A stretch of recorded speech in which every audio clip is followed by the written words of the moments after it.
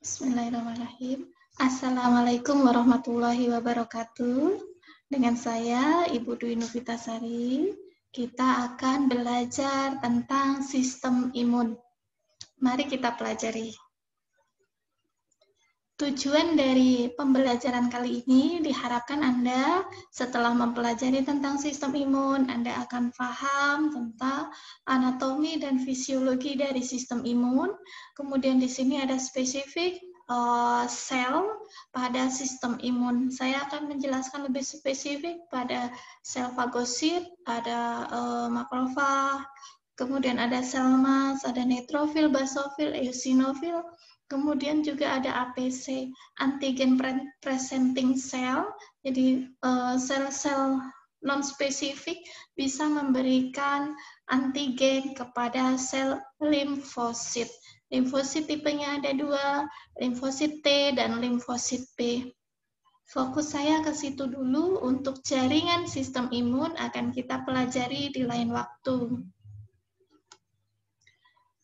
Selanjutnya tentang definisi imunologi, imun dan logos, yaitu ilmu yang mempelajari tentang antigen, antibodi, dan fungsi pertahanan tubuh yang diperantarai oleh sel.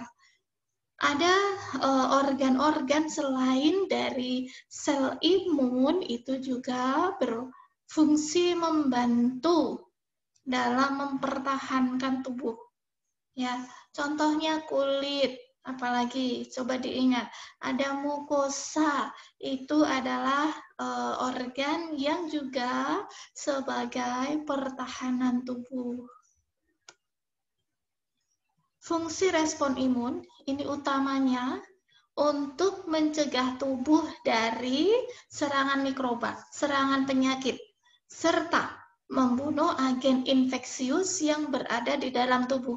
Baik itu masih berada di jaringan, ya misal masih baru masuk di jaringan mukosa, baru masuk di jaringan kulit, atau bahkan sudah di jaringan di sistem imun, ada di pembuluh darah, di limfe, ya. Fungsi dari respon imun ini bisa pertahanan terhadap infeksi, kemudian pengenalan dan respon sistem imun pada pencakokan jaringan, jadi pada grafting juga, serta pada protein baru. Kalau protein baru terkait dengan misal gampangnya transfusi, ya, serta pertahanan terhadap agen tumor. Jadi fungsi respon imun lebih luas ya, tidak hanya terkait dengan pertahanan terhadap infeksi. Respon sistem imun secara general, secara umum tahapannya ada deteksi, ya, pengenalan benda asing. Di sini pun juga kita bisa gagal mengenali benda asing, maka kita bisa jatuh sakit, atau gagal mengenali benda normal, sel normal dianggap sebagai sel asing, maka itu menjadi respon alergi, autoimmune disease. Tahapan yang kedua setelah kita deteksi, yaitu ada komunikasi dengan sel lain untuk berespon. Bisa jadi sel makrofag, ya, dia memanggil sel neutrofil untuk membantu. Jadi ada komunikasi dengan sel lain untuk berespon. Rekrutmen, bantuan, dan koordinasi respon, serta destruksi, memfagositnya, ya, mensupresi penginvasi bakteri, mikroba yang masuk. Kita bahas ada 4 aksi dasar utama tadi, immunological recognition, kemudian immune effector function, immune regulation, dan immunological memory. Kalau terkait dengan immunological memory, sekarang sedang marak ya tentang vaksinasi COVID-19. Nah, itu kita menghidupkan memori imun kita supaya dengan vaksinasi apapun ya, vaksinasi kita pengenalan sel imun kita akan lebih cepat terhadap sel-sel asing tersebut, sehingga respon tubuh untuk mendestruksinya menjadi lebih cepat, kita tidak jatuh sakit. Yang pertama tentang immunological recognition. Ada pengenalan agen infeksius oleh siapa? Oleh sel darah putih, ya, oleh leukosit. Leukosit ini merupakan bagian dari innate imun system.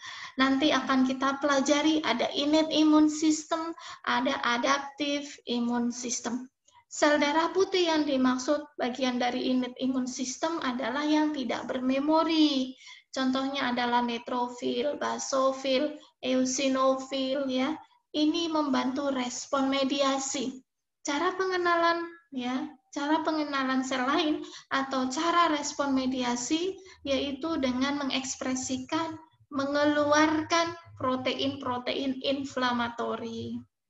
Next, ada limfosit, ya. Setelah tadi ada pengenalan dari sel darah putih, kemudian dia akan dikenalkan kepada limfosit sebagai bagian dari adaptive imun system.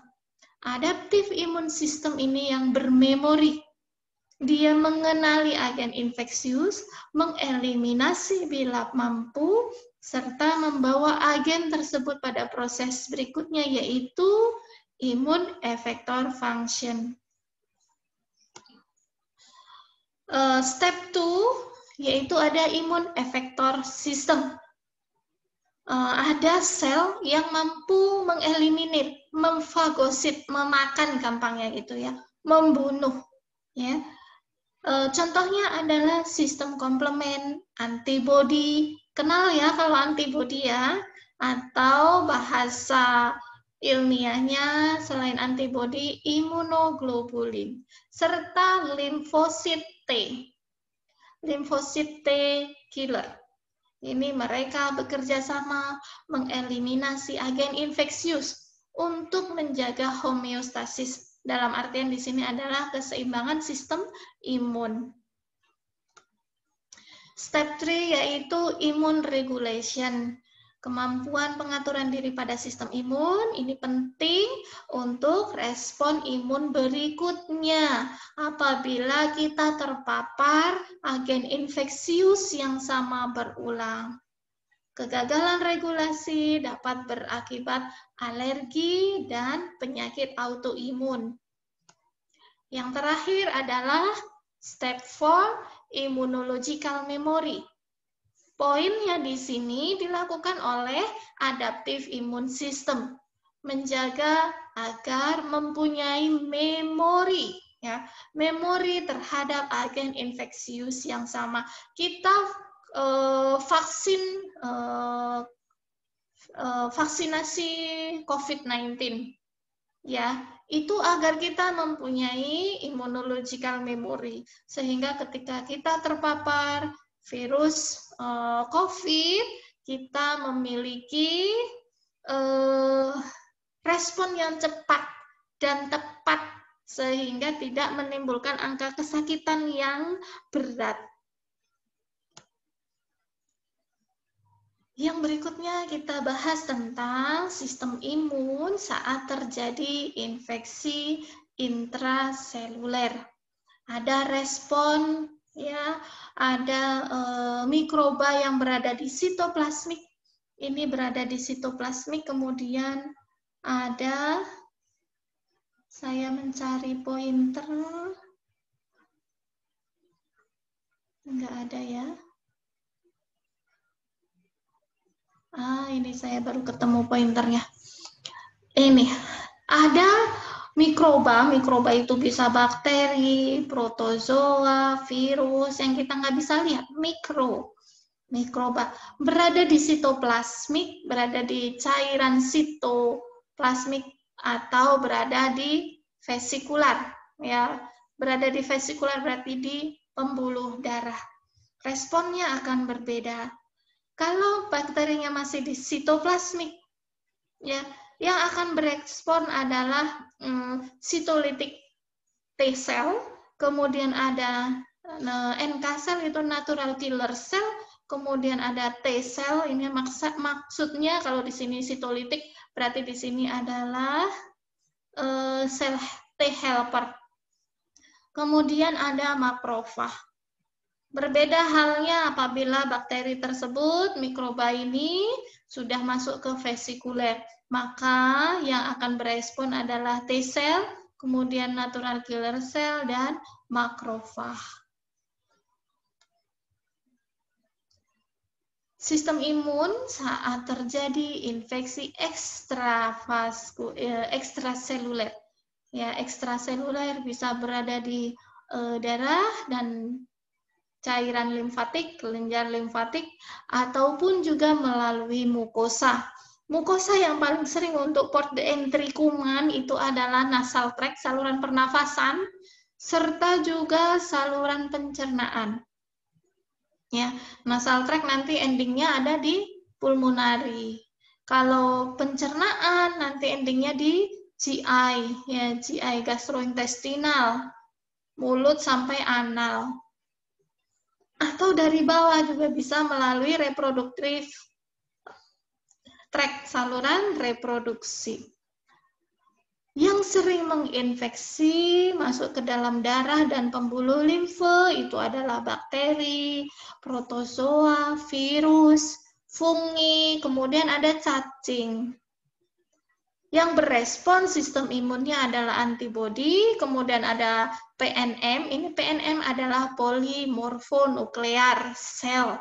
Polimorfonuklear cell adalah innate system, ya, innate immune system. Contohnya tadi ada neutrophil, ada basofil, ada eosinofil, serta ini protein. Ini bukan sel, ini adalah protein, yaitu sistem komplement.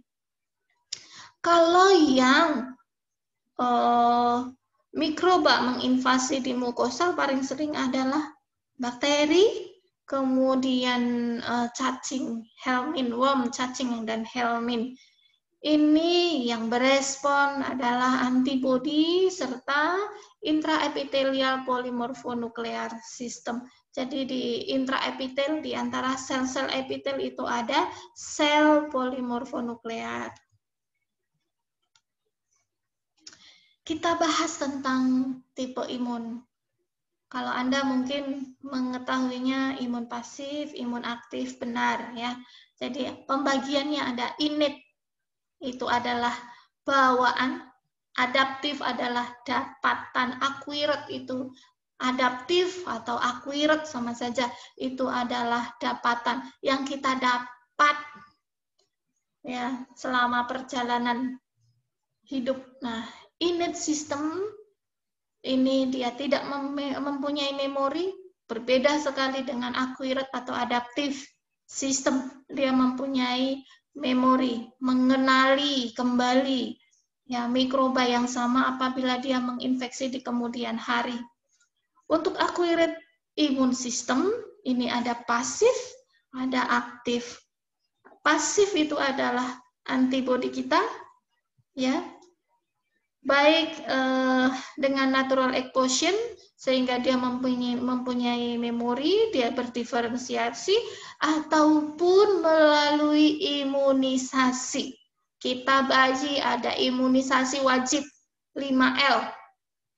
Ya, bayi di Indonesia itu wajib imunisasi 5 dasar. Lengkap. Hepatitis, polio, campak, DPT untuk difteri dan sebagainya. Ya, sama folio.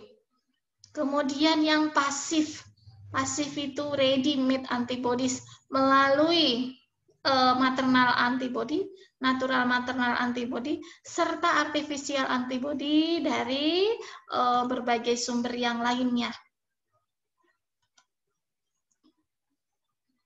Saya ulangi lagi ya, dari gambar tadi ini saya terjemahkan. Ada bawaan, ada perolehan. Bawaan yaitu innate immune system. Non-spesifik sifatnya. Non-spesifik adalah tidak memiliki memori.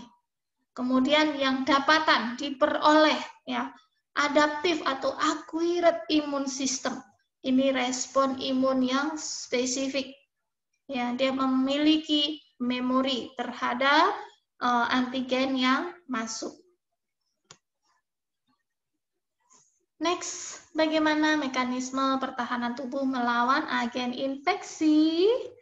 Ya, dalam hitungan hours, jam, sampai day and week. Jadi pada perjalanannya ketika kita pertama kali terpapar, ya, pertama kali terpapar oleh agen infeksius yang mengenali adalah innate immunity. Dalam hitungan jam.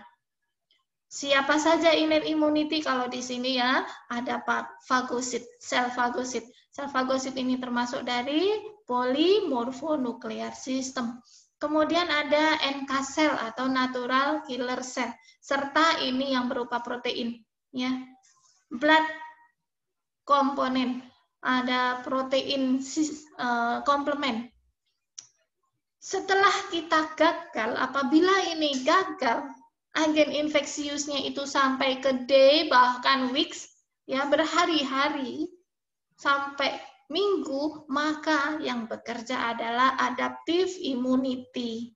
Adaptive immunity ini adalah sel limfosit, ya bisa sel limfosit T, yang ini adalah plasma sel atau sel limfosit B. Dia akan mengeluarkan antibodi, kalau yang ini akan berdiferensiasi, nanti akan membunuh agen infeksius. Untuk imun responnya, ya, innate immunity, dia akan meningkat ketika ada infeksi. Pertama kali kita kenal infeksi, maka itu disebut sebagai primary phase, fase primer, ya. Kemudian yang ini adalah recurrent phase, fase recurrent. Innate respon pertama kali, ya, pertama kali berhadapan dengan infeksi primer. Kemudian setelah perjalanan waktu, ini waktu, ya, mulai dibentuk sel imun adaptif, mulai beraksi. Acquired imun adaptif mulai beraksi sampai infeksinya mati. Di sini dia akan berproses sendiri, dia akan memiliki memori, ya, yang berkembang di sistem limfatik. Jadi apabila terjadi recurrent infeksi berulang, secondary infection, infeksi berulang, maka yang datang itu tidak hanya innate immunity, tetapi juga acquired immunity, sehingga dia cepat mati. Ya, agen infeksinya berbeda ketika primary infection. Dia agak lebih lama, tetapi karena kita sudah punya memori pada recurrent infection, dia akan dibunuh lebih cepat. Next, kita bahas one by one. Sistem imun non-spesifik atau innate system. Dari tadi Ibu sebut non-spesifik atau innate imun system itu apa jenisnya. Ya, kita pelajari, ada jenisnya, ada fisik, ada yang larut atau humoral, kemudian ada yang berwujud sel, maka disebut seluler. Ya, kalau humoral yang larut itu bukan, biasanya sih maknanya begini. Yang larut humoral ini adalah protein-protein, ya, yang dia bisa membantu sistem imun. Dia berada di dalam sel. Jadi dia tidak berwujud sel. Dia berwujudnya adalah protein. Ada juga yang tidak berada di dalam sel. Dia tersedia bebas di plasma darah juga ada. Saya ingatkan lagi, untuk sistem imun non-spesifik itu ada 3, ada fisik, ada larut, ada seluler. Yang fisik itu adalah kulit dan membran mukosa. Ketika kulit kita tergores, kita bisa demam. Kenapa? Karena barrier fisiknya terbuka. Kemudian jenis yang kedua ada yang larut di dalam darah. Ada secara biokimia, ini ada lisosim. Lisosim adalah protein yang berada di sel. Kemudian ada kelenjar sebasea. Kelenjar sebasea itu kelenjar keringat, itu juga berfungsi sebagai sistem imun non-spesifik. Kemudian ada laktoferin. Laktoferin itu banyak di ASI, serta asam lambung. Asam lambung ini efektif untuk membunuh bakteri yang masuk bersama dengan makanan kita. Ya. Tapi ada bakteri yang dia tahan asam lambung, namanya Helicobacter pylori. H. pylori, singkatannya seperti itu. Berikutnya yang larut yang bersifat humoral, ini yang kita sebut sebagai sistem imun humoral, ya, yang wujudnya bukan sel. Itu adalah sistem komplement, kemudian ada interferon serta CRP.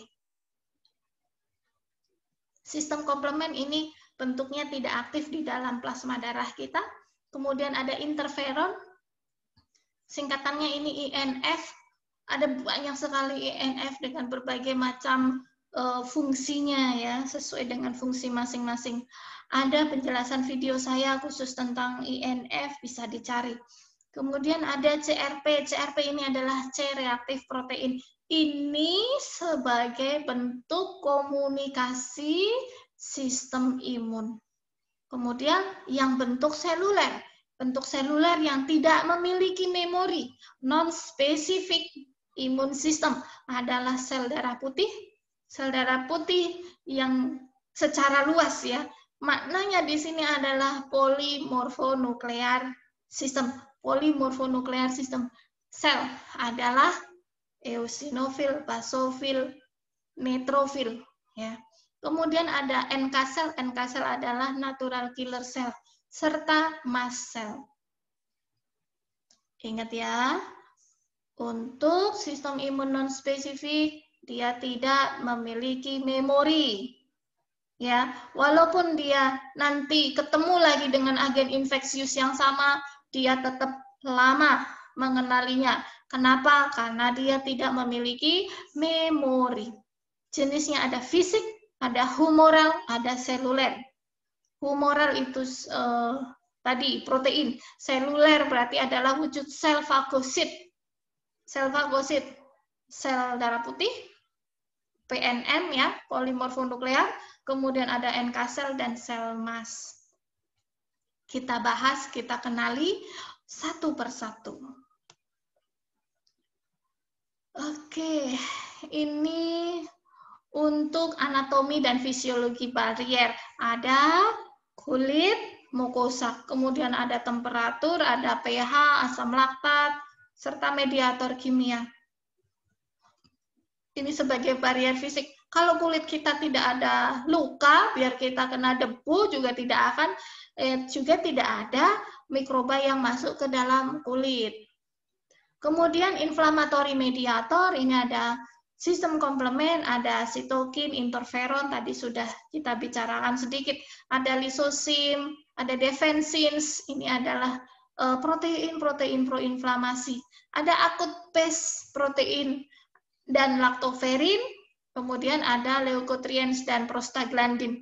Prostaglandin selain memediator inflamatori, dia juga memediator respon nyeri. Makanya ketika ada infeksi inflamasi juga timbul nyeri karena diekspresikan prostaglandin. Dengan fungsinya sistem komplement, dia bisa direct lysis. Nanti kita bisa bicarakan belakangan. Sistem komplement ada opsonisasi, ada fagosit, ada apa lagi? Membran attack kompleks. Nanti kita bisa bicarakan belakang. Kemudian sitokin dan interferon ini untuk komunikasi dengan sistem imun yang lainnya. Bisa kepada sel limfosit contohnya. Untuk lisosin dan defensin ini khusus untuk mendestruksi, untuk membunuh bakteri. Ada acute phase protein dan laktoferin. Di sini acute phase protein contohnya adalah sitokin, kemokin, terus CRP. Nah, C-reaktif protein ini juga termasuk pada acute phase protein. Ini memediasi respon sistem imun yang lainnya. Leukotrien dan prostaglandin untuk vasodilatasi. Vasodilatasi, jadi area yang mengalami inflamasi, dia vasodilatasi, dia lebih bengkak dan lebih merah karena ada respon vasodilatasi. Untuk apa? Untuk meningkatkan permeabilitas dinding vaskuler, sehingga bisa invasi sel-sel yang lainnya yang dibutuhkan untuk melawan infeksius, agen infeksius. Kemudian ada selular komponen. Tadi ada sel, ya, ada humoral, ada fisik, humoral, seluler. Saya ingatkan terus supaya ingat, ada fisik, ya, ada humoral, ada seluler. Ini untuk innate system. Yang seluler bentuknya adalah PNM, PMN, polimorfonuklear sel. Kenapa polimorfonuklear sel? Kalau dengan pewarnaan Steingrain, yang pewarnaan ungu, maka dia nuklearnya itu banyak, nukleusnya itu banyak, maka disebut sebagai polimorfonuklear sel. Ada neutrofil, eosinofil, basofil, ya, dan sel mas. Ini mereka bisa memfagosit, mereka bisa memakan, ya, memakan langsung mikroorganisme yang masuk. Kemudian ada fagositik dan endositik sel, ada monosit, kemudian ada makrofag dan ada dendritik sel. Baik monosit, makrofag, dan dendritik sel, mereka fungsinya sebagai APC, antigen presenting cell. Kepada siapa? Jadi gini, dia kenalan dengan orang asing, kemudian tapi saya nggak tahu nih orang asing ini, maka saya kenalkan kepada yang lebih tahu. Dia sebagai agen yang menyampaikan nih forens antigen, menyampaikan bahwa ini ada orang asing kepada orang yang lebih tahu siapa, limfosit. Maka fungsi mereka sebagai APC, antigen presenting cell. Tetapi makrofag, baik monosit, makrofag, dan dendritik sel itu pun juga bisa langsung melakukan fagositosis. Tergantung apakah agen infeksiusnya itu banyak atau tidak, bisa dia destruksi sendiri atau tidak. Kalau tidak, dia akan memanggil teman, memanggil sel limfosit. Mungkin kalian juga mempelajari ini agak kesusahan dengan bahasa, ya. Jadi bahasanya banyak yang asing.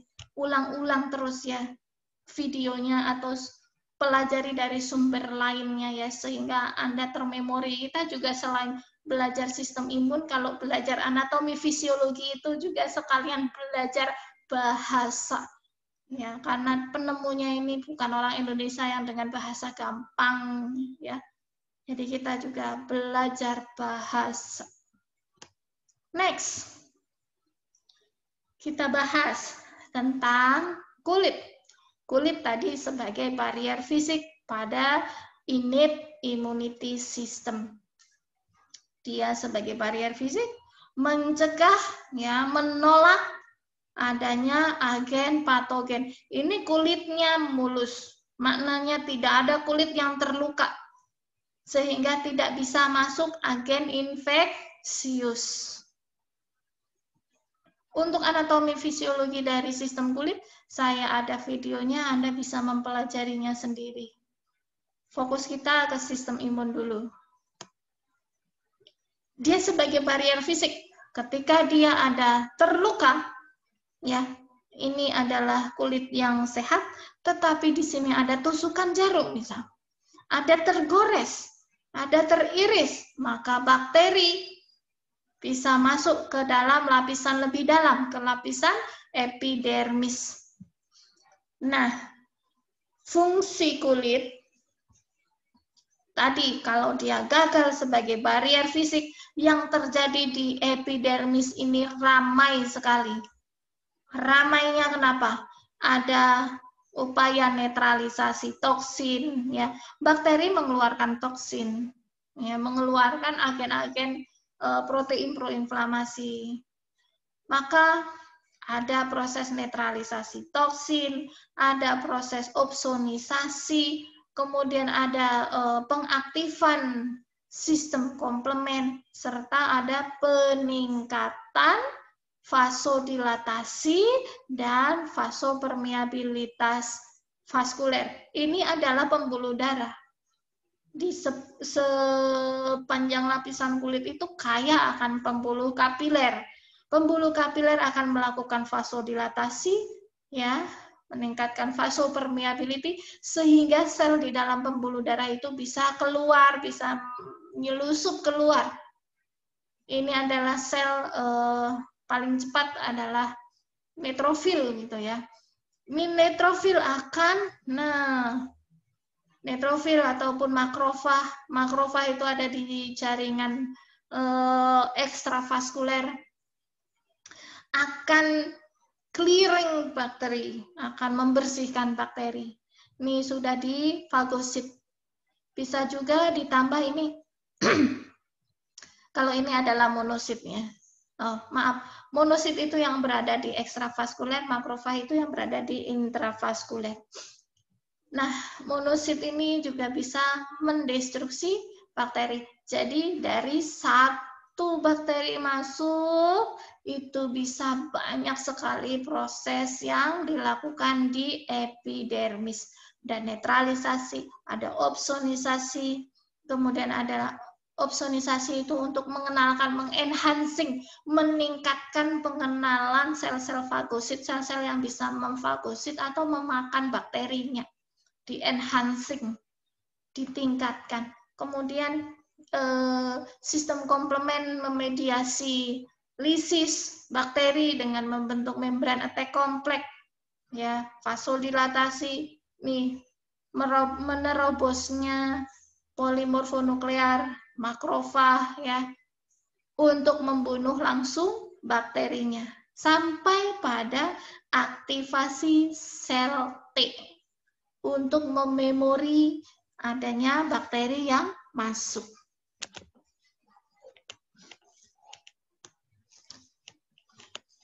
Saya perjelas fungsi kulit dan mukosa sebagai tadi barier fisik, ya, sehingga ini kalau kulitnya sehat, ya bakterinya mental, nggak bisa masuk. Juga ada killing of microba by locally produced antibodies. Jadi ada peptide antibiotik ya, produce antibiotik lokal. Ada antibiotik lokal yang diproduksi oleh sel kulit epidermis untuk mengenali mikroba dan membunuh bakteri khususnya. Kemudian ada intraepithelial limfosit. Intraepithelial limfosit ini di antara sel-sel epitel ada sel spesifik namanya intraepithelial limfosit.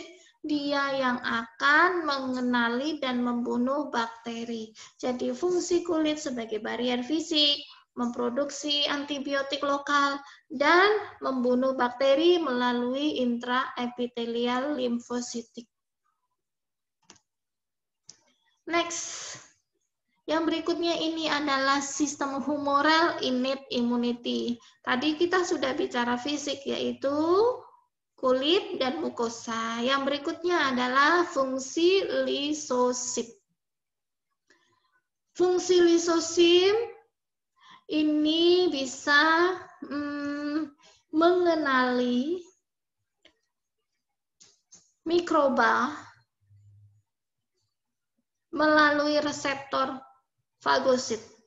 Mikroba bind to phagocyte receptor, kemudian apabila mikroba sudah dikenali oleh reseptor namanya Manus reseptor, dia akan membentuk fagosit, ya, dia akan memakan, ya, membuat perubahan pada dinding selulernya, ya, kemudian dia akan membentuk fusi Dia dari yang tadinya di luar nih, mikrobanya berada di luar, kemudian dia masuk ke dalam, ingesti dimakan di dalam, ya, di dalam sel sendiri ini, di dalam sel lisosim, bukan di dalam sel. Nah, lisosim ini adalah protein yang berada di dalam sel. Dia kaya akan enzim yang berfungsi untuk melisiskan, mencerna bakteri yang masuk. Ini ada fagosom. Fagosom ini isinya adalah bakteri. Kemudian ini adalah lisosim. Dia organela, ya, organela yang berada di dalam sel. Kemudian pada lab phase ini ada early phase, fase awal. Kalau pada fase akhir akan terjadi fusi, penyatuan dinding antara lisosim, organela lisosim, dengan fagosom, maka disebut sebagai fagolisosom. Kemudian dia akan dicerna menjadi produk yang kecil-kecil, menjadi asam amino, ya, menjadi glukosa, menjadi banyak, ya, dicerna. Jadi fungsi lisosim adalah ini adalah sel, ya. Jadi ini adalah sel yang memiliki lisosim. Kalau tadi saya salah penjelasan, saya benarkan ini. Lisosim adalah organela di dalam sel. Kemudian ketika sel mengenali mikroba melalui reseptornya, kemudian diingesti, masuk, ya, dia akan didekati oleh lisosim. Fagolisosom akan menempel pada lisosim, pada lab phase-nya menjadi fagolisosom.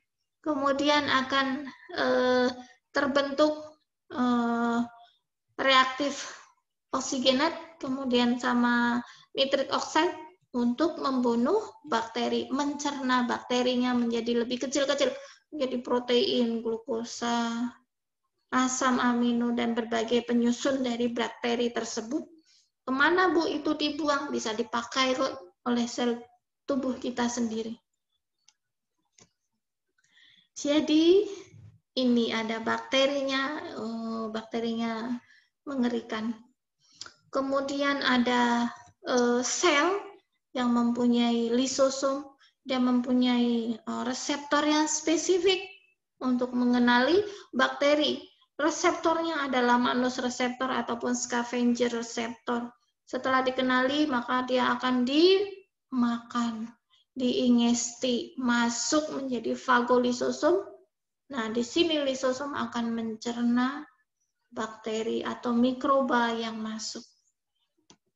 Next, agen humoral yang lainnya dari innate imun sistem adalah sistem komplement. Sistem komplement itu bisa langsung merusak dinding sel dari bakteri, atau mengaktifkan fagosit dari sel yang bisa memakan. Dia kan cuma protein, dia tidak bisa memakan, tetapi dia bisa meningkatkan sel yang bisa memakan, itu contohnya makrofag, supaya makrofag, halo, di sini ada bakteri, ayo dimakan, gitu ceritanya. Dan menstimulasi reaksi inflamasi. Nih, sistem komplement itu kecil-kecil. Ya, ada C3A, C3B, dan selanjutnya. Ini adalah protein. Ini mikrobanya, ya. Nah, kalau yang ini adalah membran attack complex. Kita pelajari satu-satu fungsi sistem komplement. Nah, ini maknanya. Ada opsonisasi dan fagositosis, kemudian complement mediated cytolysis, serta stimulasi inflammatory reaction. Yang pertama, dia mengenalkan, dia menandai, ini ada mikroba,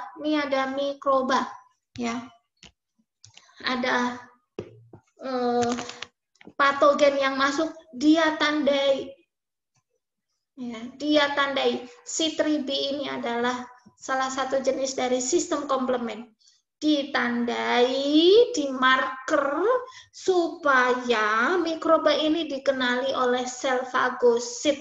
Kalau di sini contohnya dengan bentuk yang seperti ini adalah monosit, supaya dikenali oleh sel fagosit. Ya, nih saya tandai ngiung-ngiung halo di sini ada mikroba. Nah, pihak yang berwenang, ya, pihak yang berwenang yang bisa memfagosit datang, oke, kamu sudah menandai, maka aku akan memakan mikrobanya. Ini mikrobanya masuk, dimakan, difagosit, kemudian ya dilebur di sini. Next, fungsi yang kedua, ya, dia akan membentuk MAP, membran attack complex. Sistem komplement memediasi sitolisis. Jadi dia langsung melubangi mikroba. Karena sistem komplement ini kecil, dia butuh teman yang banyak. Dia memanggil sistem komplement yang banyak membentuk nih membran attack complex. Bisa dihitung contohnya, ibarat ya. Di sini ada 6 sistem komplement membuat sumuran di dinding mikroba, yang mikrobanya mati. Karena isi dari selnya akan keluar, akan terurai. Paham ya? Ini dibunuh langsung tapi bersama-sama, tidak bisa sendiri. Ya, ada 6 misalnya. Ada 6 C3B untuk melubangi dinding mikroba. Kalau sudah berlubang, ya isinya akan keluar dari mikroba itu. Akhirnya mikrobanya mati. Yang fungsi ketiga, dia menstimulasi reaksi inflamatori. Ada C3B, dia akan lepaskan C3A, atau juga ada C4A, C5A, mereka yang bagian kecil ini akan nempel sebagai bentuk komunikasi seluler, bentuk komunikasi sistem imun, dia akan nempel pada neutrofil. Kalau gambar begini ini neutrofil.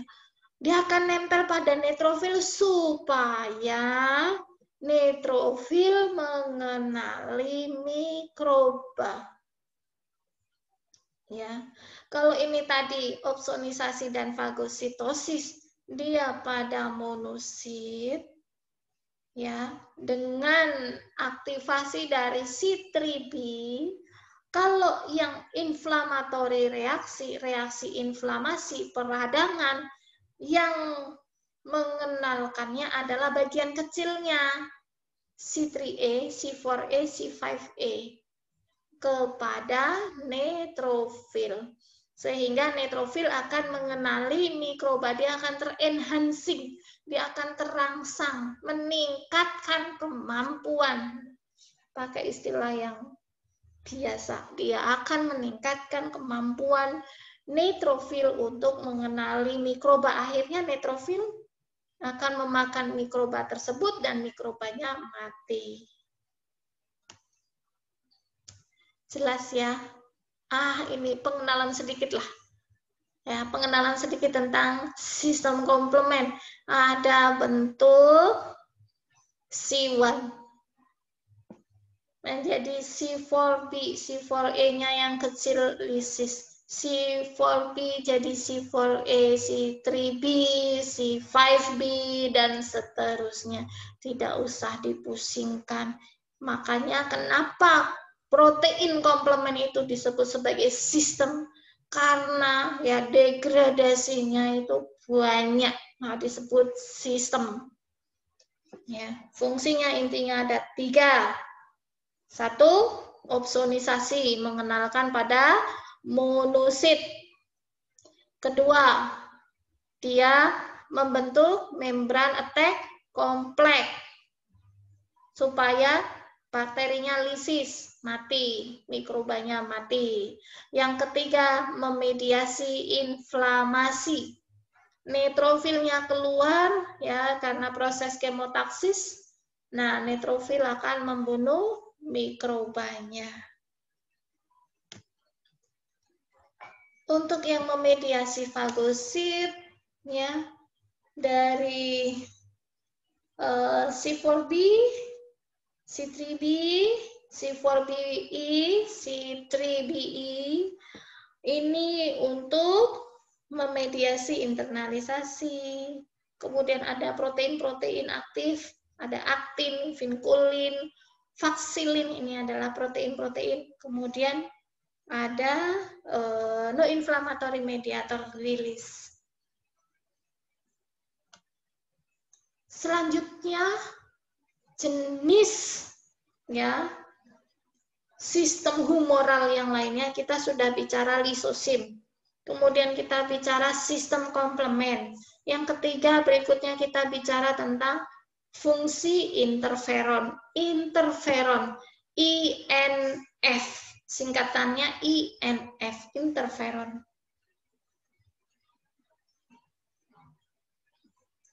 Interferon di sini kalau contohnya ada interferon gamma. Ada banyak interferonnya. Nah, ini dihasilkan oleh sel T, ini adalah sel T, dan juga natural killer cell, NK cell. Dia akan mengeluarkan interferon. Fungsinya, dia akan sebagai kontak komunikasi dengan makrofag, supaya makrofag mengenali mikroba, atau dengan sel-sel lain yang dia mempunyai MHC, major histocomplex 1 dan MHC2, major histocompatibility complex 2. Abaikan, intinya dia adalah itu kalau Anda belajar imunologi secara spesifik harus tahu juga MHC1, MHC2. Tapi intinya fungsi interferon dia sebagai bentuk komunikasi humoral kepada sistem yang lainnya. Contohnya di sini adalah pada makrofag kepada sel-sel yang lainnya. Dari kemudian mengaktifkan ini sel yang lainnya untuk aktivasi dan diferensiasi. Ada yang berikutnya, kita sudah beberapa ya membahas tentang sistem imun humoral, innate imun system. Sekarang kita belajar yang selular, innate imun system, yang wujudnya sel.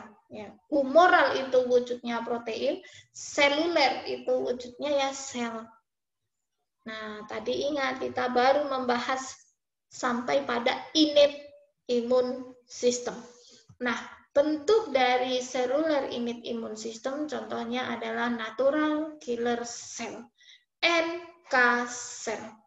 Dia mendestroy, merusak sel abnormal. Ya, ada sel abnormal, dia makan itu, gampangnya begitu, dia lisiskan.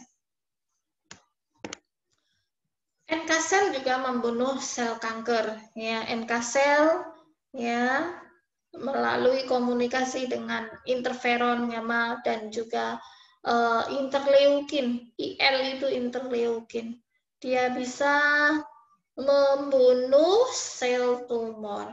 Kegagalan NK sel mengenali sel tumor yang menyebabkan sel tumor tersebut menjadi berkembang, baik itu benigna maupun maligna, baik itu jinak maupun yang ganas. Fungsi NK sel secara garis besar dia langsung membunuh. Dia membunuh mikroba yang masuk. Dalam hal ini contohnya adalah virus. NK sel membunuh virus yang masuk ya. Ini NK sel mengenali sel yang sudah terinfeksi. Jadi ini ada dua sel. Ini adalah NK sel, ini adalah sel yang sudah terinfeksi. Maka NK sel akan membunuh sel yang sudah terinfeksi tersebut. Sehingga sel ini tidak sebagai induk, inang.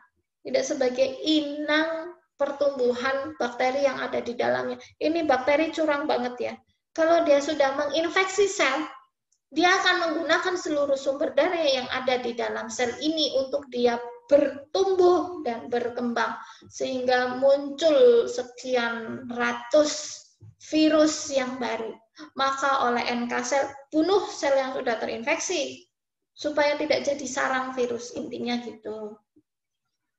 Yang berikutnya NK sel, ini, mana NK selnya? Ini NK sel, dia bekerja sama dengan makrofag yang sudah memendam, makrofagnya sudah menyimpan mikrobanya. Makrofag menyampaikan, saya mempunyai mikroba. Itu caranya ya dengan mengeluarkan interleukin 12. Ya, itu bentuk komunikasi sel, kan dia nggak bisa bicara. Dia ngomongnya ya dengan memproduksi sesuatu. Makrofag mengeluarkan interleukin 12. Ya, saya mempunyai mikroba di dalam tubuh saya, maka NK sel akan menjawab, baik, saya akan membantu, saya mengeluarkan interferon gamma. Dengan interferon gamma ini akan mengenhancing, meningkatkan kemampuan makrofag yang sudah ibaratnya memendam, mengemot, ya, memakan mikroba untuk mampu membunuh, ya, supaya membunuh mikroba yang ada di dalamnya. Berikutnya ada sel fagosit. Sel fagosit ini untuk meremove debris dan patogen, meremove sel-sel kita sendiri yang mati, ya. Sel di tubuh kita juga mati kok. Ya, sesuai dengan usianya. Jadi, itu menjadi debris. Itu dimakan oleh sel-sel fagosit. Kemudian dia juga bisa membunuh patogen. Ini adalah gambar makrofag, ini gambar neutrofil, ini adalah gambar eosinofil, yang satu mono, satu gambaran nukleusnya adalah monosit. So, apa fungsi monosit dan makrofag? Pertama, dia untuk fase aktivasi. Ini adalah monosit mengeluarkan interferon gamma supaya sel fagosit ini ya mampu membunuh kuman yang berada di dalam tubuh. Bisa mengeluarkan TNF, tumor necrosis faktor TNF, interleukin 1, interleukin 2. Bisa juga untuk kemotaksis. Kemotaksis itu mengundang sel lainnya dengan mengeluarkan zat-zat kimia. Ini untuk mengaktifkan inflamasi jaringan. Zat-zat kimia yang dikeluarkan ya agen-agen, ya protein proinflamasi, tumor necrosis faktor, kemudian interleukin. Ini mengundang neutrofil yang berada di dalam kapiler menuju ke jaringan. Ini kan tadinya harusnya di dalam, kemudian dia ada undangan kemotaksis, maka dia akan menyisip keluar, sela-sela sel endotel keluar. Bisa untuk fagositosis, ya, dia langsung memakan. Kemudian dia juga sebagai efektor function. Efektor function itu untuk membawa antigen kepada jenderalnya sistem imun. Jenderalnya sistem imun adalah sel limfosit sebagai efektor function. Kemudian membunuh bakteri. Kemudian sebagai antigen presenting cell. Efektor function membunuh langsung, ya maaf. Efektor function ini membunuh langsung bakterinya. Kalau yang ini memberikan antigen kepada limfosit, itu fungsi antigen presenting cell. Serta terakhir dia menstimulasi pembentukan antibody immunomodulation. atau juga untuk kalau ini merangsang aktivasi dari T helper. Ya, dengan mengeluarkan interleukin 12 dia akan merangsang T helper subtipe 1, T helper 1 atau mengeluarkan IL-10 interleukin 10 untuk mengaktifkan T helper 2. Ini fungsi monosit dan makrofag. Next, perkenalan kita dengan innate immunity system selesai. Ya, kita masih move on. Ya, berikutnya kita move on pada sistem imun spesifik atau adaptif. Sistem imun spesifik atau adaptif, di awal video saya menjelaskan mereka memiliki memori. Memiliki memori supaya ketika ada recurrent infection, ada infeksi yang kedua, maka respon kita menjadi cepat, hitungan hours bakterinya mati, mikrobanya mati. Jenisnya juga sama, ada humoral, ada seluler. Baik innate maupun adaptif imun sistem itu punya jenis humoral dan punya jenis seluler. Untuk jenis humoral adaptif imun sistem ini ada imunoglobulin atau antibodi. Antibodi A, D, E, G, serta M. Serta seluler karena wujudnya adalah sel, yaitu ada limfosit B, limfosit T, di mana dibagi dua lagi, limfosit T helper dan limfosit T killer.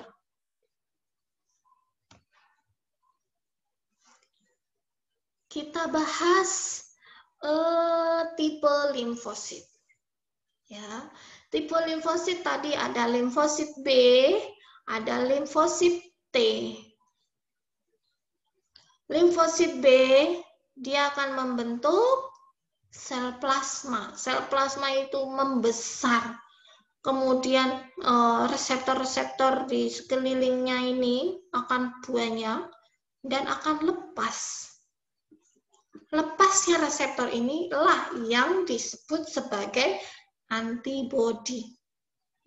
Jadi fungsinya untuk netralisasi mikroba, bisa untuk supaya mikroba ini ditempeli antibodi dan dikenalkan kepada monosit. Monosit yang akan membunuh mikrobanya. Jadi limfosit B tidak bisa membunuh langsung. Limfosit B hanya memperantarai. Cara memperantarainya dengan antibodi. Selanjutnya, limfosit T. Limfosit T ada T helper, ada T sitolitik. T helper ini dia tidak bisa membunuh langsung. T helper mengenali monosit, dia akan membantu monosit ya yang telah memiliki mikroba di dalamnya. Kemudian T helper ini akan melakukan pengaktifan serta akan mengeluarkan sitokin supaya mengaktifkan limfosit B. Ini limfosit B. Sama. Ini limfosit B. Ya, aktivasi dirinya sendiri dan mengaktifkan limfosit B. Tadi apa? Untuk apa limfosit B? Nah, yang memproduksi bakteri lah. Memproduksi bakteri supaya meningkatkan kemampuan monosit.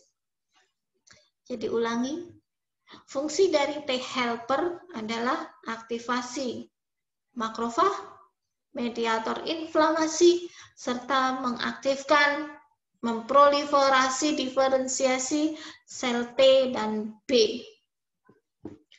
Kemudian yang jenis kedua dari sel T yaitu sel T sitolitik. Sel T sitolitik ini akan mengenali sel yang terinfeksi dan langsung membunuh sel yang terinfeksi. Kita tadi juga ada kok yang seperti ini, tetapi dia tidak punya memori. Tadi di innate immune system ada sel yang namanya NK sel. Dia juga membunuh sel yang sudah terinfeksi, tapi dia tidak mempunyai memori, berbeda dengan TCL. Sel T sitolitik, dia memiliki kemampuan mememori bakteri yang sama. Kita bahas tipe imunoglobulin, ada IgM, IgG, IgD-nya tidak tampak di sini, ada IgE dan IgA. Sumbernya dari sel B. Sel B kemudian melakukan isotype switching, perubahan tipe switching. IgM ini adalah molekul paling besar, IgG ini molekul yang kecil, IgE spesifik pada helmin, ya. IgM fungsinya aktivasi sistem komplement, IgG dia aktivasi sistem komplement, dan neonatal immunity, karena dia kecil, dia bisa transfer via plasenta dari maternal kepada bayi, dari ibu ke bayi. IgE spesifik pada agen helmin, dia memediasi eosinofil. Kemudian dia bertanggung jawab pada reaksi hipersensitivitas. Kalau IgA ini yang ada di air mata gitu ya, ada di mucosal immunity. Ini bentuknya IgG A, M, D, dan E. IgG paling tinggi di serum, 80% paling tinggi. Berikutnya IgA, IgM, IgD, dan IgE paling sedikit. Kemampuan hidupnya IgG pun, ya, ini IgG, aduh saya agak lupa ini satuannya hours apa day. Ini kayaknya hours. Half-life-nya 23 hours, 6, 5, 3. Yang ini IgE paling lama, 2,5 hari. Kemudian bentuk IgG, ya, dia triple. Kalau IgA dia ada join chain-nya. Kemudian kalau IgM ya dia yang paling besar, subkelas paling besar. Ya, nanti kita pelajari berikutnya.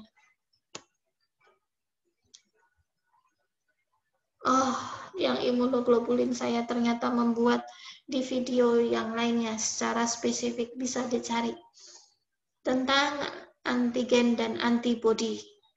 Di situ saya lebih jelaskan masing-masing perbedaan IgA, IgD, IgE, ya, bisa dilihat kembali. Yang berikutnya kita membahas tentang seluler adaptive immunity. Cuma ada 2 sel, ada sel B, sel T untuk adaptive seluler. Sel B, ya, dia intinya akan menjadi sel plasma kalau ada aktivasi. Ya, ada aktivasi dia akan membesar. Ya.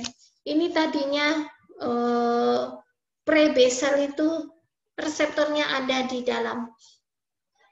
Kemudian menjadi immature B cell, reseptornya akan terekspresi di membran sel. Serta sitoplasmanya dia akan membesar. Membran sel akan membesar membentuk sel plasma. Sel plasma dia akan melepaskan reseptor menjadi antibodi atau imunoglobulin yang baru saja kita bahas. Jadi imunoglobulin itu dibentuk oleh sel B. Fungsi dari antibodi, ya, Fungsi dari antibodi untuk netralisasi, untuk opsonisasi, dan aktivasi sistem komplement. Netralisasi ini dilakukan apabila ada toksin bakteri. Ingat, tadi ada kulit yang terluka, tertusuk di dalam epidermisnya, ya, ada proses netralisasi karena bakteri mengeluarkan toksin. Yang menetralisasi adalah antibodi. Untuk bakteri yang berada di ekstraseluler, maka antibodi akan melakukan opsonisasi. Opsonisasi itu dia akan mengenalkan bakteri kepada yang berwenang. Yang berwenang di sini contohnya adalah makrofag. Supaya makrofagnya mengenali, oh, situ ada bakteri. Itu yang namanya opsonisasi. Yang terakhir, dia aktivasi sistem komplement. Jadi bakteri yang sudah ditandai oleh antibodi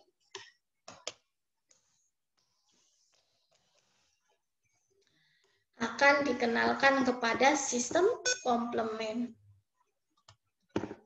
Proses netralisasi selanjutnya, ya, toksin bakteri, tadi kan toksin bakteri ya. Toksin bakteri akan diingesti oleh makrofag, kemudian akan didegradasi. Opsonisasi tadi mengenalkan bakteri, menandai bakteri, diberikan kepada makrofag, difagosit, sebakterinya. Kalau ini kan hanya toksin. Kalau ini bakterinya juga didegradasi. Aktivasi sistem komplement, jadi tadi kan sudah dibawa, ya, dikenalkan kepada sistem komplement. Salah satu fungsi sistem komplement, dia membentuk membran attack kompleks, melubangi dinding bakteri. Atau juga bersamaan dengan proses opsonisasi makrofag. Ini dilubangi bakterinya iya, dimakan makrofag juga iya. Jadi fungsi dari antibodi 3, netralisasi toksin, opsonisasi makrofag, dan aktivasi sistem komplement.